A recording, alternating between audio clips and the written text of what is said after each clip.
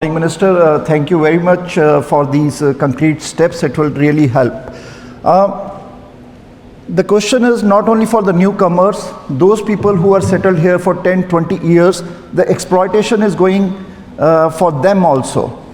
So there is a trend going on in the industry. I don't know whether you are aware. If not, just let us know. We will present in front of you what employers are doing. First, they are doing a misclassification. They are not treating their employees as employees, they are treating as a self-contractor, not only in trucking industry, but in offices also, not giving them wages. And after considering them self-employed, they are holding their wages for approximately 3 months. It's going on here, especially in the Peel region and maybe in BC also. Across Canada, this is going on. So government has put two tools: insolvency proposal, consumer proposal, and a bankruptcy, and businesses are using that after holding the wages of the workforce. Yesterday we were with 100 truck drivers on the call. They were on roads. Their wages were holded for 3 months, and the company stopped their operations, so they are safe. The sufferers are the workers. Being a minister, what actions you had taken? Is that in your knowledge? Or what action will you take in the legislation to safeguard the interest of the workforce so that their single day wage is also paid? Thank you. A few things for that. I appreciate the question. One, in previous working for workers, a lot of this exists through temporary help agencies and movement there, and we've required a licensing regime that's now in regulation, been prescribed through regulation to crack down on this. We are aware of these stories, and my colleague Minister Sarkaria has also implemented additional measures in the trucking sector to crack down on that. Today we're cracking down on bad actors because we know a lot of these people are exploited through bad actor immigration consultants. But I have to draw, there's a root cause to all of this. And the root cause is a broken system that has left this reality to exist. And the failures of that system exist at the very grassroots local level. It's felt by Mayor Chow in Toronto. It's felt by Mayor Brown here in Brampton. So we're constantly dealing with these on-the-ground challenges which exist from an immigration system that's been broken federally. And so we're selling false bills of, false hope to people in this economy. And who suffers when we're seeing these jobs for cash, etc.?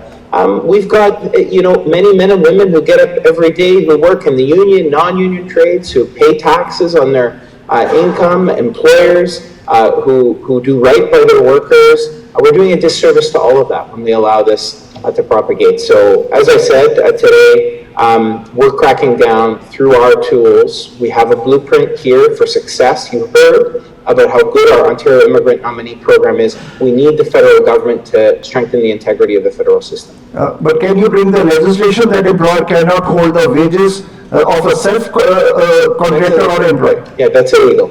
Withholding wages is illegal. Is legal? Is illegal. Illegal. Okay, thank you. My follow-up is, looking at the recent mainstream and community media headlines, it's an open secret that many employers, especially here in the GTA, are abusing the Ontario PNP program by charging huge amounts for fake payrolls, which is called payroll cycling. It's going on since a long time. And getting under the table to facilitate shady paperwork to secure provincial nominee, which you already mentioned. It is alarming to see that many of the employers who are involved in wage theft, especially in trucking sector and other sectors also, the same, they are benefiting from PNP program. Why there is no enforcement activity deployed to stop this abuse for last so many years, because already the workforce has been exploited? Thank you. Yeah, again, today we're implementing the toughest standards around immigration consultants. We're also implementing lifetime bans for those who are fraudulent. These are scumbag scammers who are scamming people, and you've heard the real life impact. For some, it's life and death. And so we're getting tough on them. We'd love to see this blueprint emulated at the federal level and see a restoration of integrity in the system. Minister, tell us about today's steps which Ontario government is taking so that the newcomers' exploitation can be stopped. Yeah, today we're protecting those people by getting tough on scumbag bad actors, immigration consultants that profit after selling a mirage, an illusion, and profiting off of that. So we're taking steps to implement standards for immigration consultants. They have to have things like contracts in place. They have to identify themselves, provide access to OIMP files for applicants, and we're implementing fines, and we're taking steps to kick people out of the system, those consultants who've broken that trust, that confidence. Their day in Ontario is done, and we may go as far as giving them a lifetime ban if they do some of the heinous things we hear, like withholding passports, things like leading people into exploitative situations of trafficking, etc. That can't be Canada. That's not my Canada, that's not your Canada, and that's, most importantly, not the Canada anyone seeks when they seek to come here. So how will you make sure that enforcement is proper? Because we have the laws now also, but enforcement is missing. How will you make sure that enforcement is there? We will ensure and take steps to protect whistleblowers in the system, those who've been exploited, so that they can come forward, so that we can identify these bad actors. We have Tough Employment Standards Act officers and Occupational Health and Safety Act officers. We've brought on new enforcement officers over the summer, and we're sending a very tough message, and we're calling on the federal government to restore integrity to the system and to take that blueprint of success that we've got here and to take tough action federally. There are many small one-room colleges, mom and pop colleges, they are operating across Canada. And our students, they are not attending that, they are doing virtually still. We are not in COVID. So how can you make sure that those students are not exploited by these mom and pop colleges and they are not stopped yet, as Premier before said? Well, exactly. I mean, we will crack down on those bad actors and make sure that they don't operate in our province. But those students, the reason they're able to have a cohort of people is because the federal government issues those visas. So the federal government has to get real on that process. They have to make sure it's a process and system with integrity.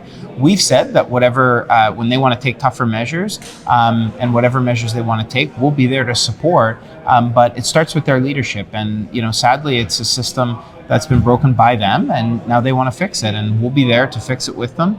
But it requires their leadership. Minister, the final question, the wage theft and wage delays are going on, Yes. which is against the labor laws. Yeah. So we have seen not only the newcomers are exploited, but the old people, like those who are settled here since long, they are being exploited. Their wages are being holded. Misclassification, as a contractor also, wages are being holded for 3 months. Yes. And they stop the operations. How can you make sure that our workers' rights are protected? Absolutely. I mean, it starts by having tough measures in place in law and in legislation, fines and penalties. But we know, and you touched on the stories, that's not enough alone. You've got to enforce it.